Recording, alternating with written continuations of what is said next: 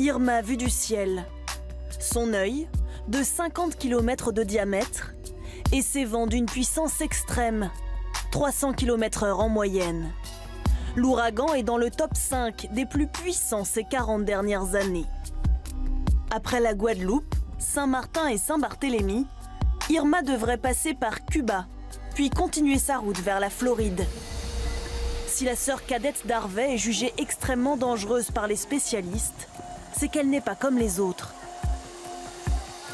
Irma est exceptionnel dans ce sens où il est passé en catégorie 5, c'est-à-dire la catégorie maximale dans l'échelle des ouragans, avant d'arriver dans la mer des Caraïbes ou dans le golfe du Mexique. En général, les cyclones les plus intenses se développent dans ces eaux très chaudes, la mer des Caraïbes ou dans le golfe du Mexique. Et là, il est passé en catégorie 5, alors qu'il était encore sur l'océan Atlantique, à l'est de l'arc antillais. Donc on va avoir un cyclone de catégorie 5 pendant plusieurs jours et qui donc va faire des dégâts potentiels très importants. Les dégâts d'un phénomène qui fait à peu près la taille de la France et se déplace à 20 km/h. Irma est née comme les autres ouragans. À l'origine, des nuages orageux qui s'enroulent en spirale. Un tourbillon se crée, il s'intensifie quand l'eau est chaude et l'atmosphère humide. Les cyclones et typhons se forment comme les ouragans. Une différence toutefois.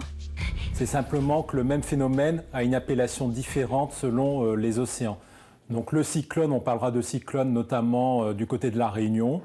On parlera d'ouragans sur le domaine proche des États-Unis, donc golfe du Mexique ou côté Pacifique Est.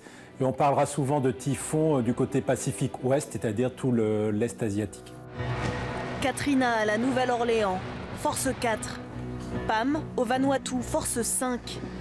Puis Harvey il y a quelques jours, encore force 4. Ces 20 dernières années, les ouragans ont gagné en intensité. Avant, 20% d'entre eux dépassaient la force 3. Ils sont désormais plus de 35%. L'une des raisons, le réchauffement climatique. Sur une grande partie des zones tropicales, on a des températures de l'océan plus chaudes que la normale.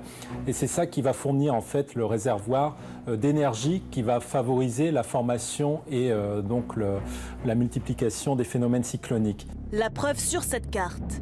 L'ouragan Irma est passé sur les zones en orange foncé, là où la température de l'océan dépasse les 28 degrés.